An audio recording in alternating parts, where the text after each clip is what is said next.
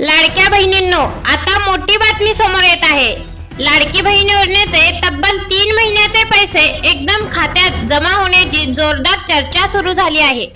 काही जिल्ह्यांमध्ये प्रोसेस सुरू झाल्याची माहिती समोर येत आहे आणि अनेक महिलांना एकदम 4,500 रुपये किंवा त्याहूनही जास्त रक्कम मिळण्याची शक्यता व्यक्त केली जात आहे।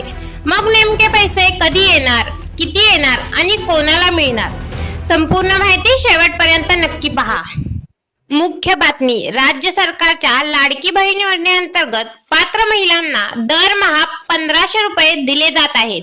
मग काही महिलांचे पैसे अजूनही अनेक महिलांच्या खात्यात आलेले नाहीत।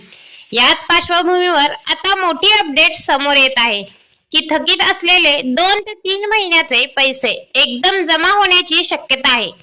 म्हणजे जर 1 महिना थकीत असेल तर 1,500 रुपये आणि 2 महिने थकीत असतील तर 3,000 रुपये, 3 महिने थकीत असतील तर 4,500 रुपये, अशाच प्रकारे एकदम मोठी रक्कम खात्यात जमा होऊ शकते।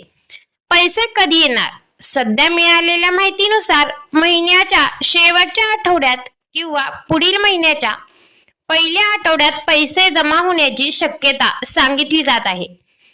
बँक खात्यांची तपासणी आणि आधार लिंक प्रक्रिया सुरू असल्यामुळे काही ठिकाणी उशीर होत असल्याचे सांगितले जात आहे।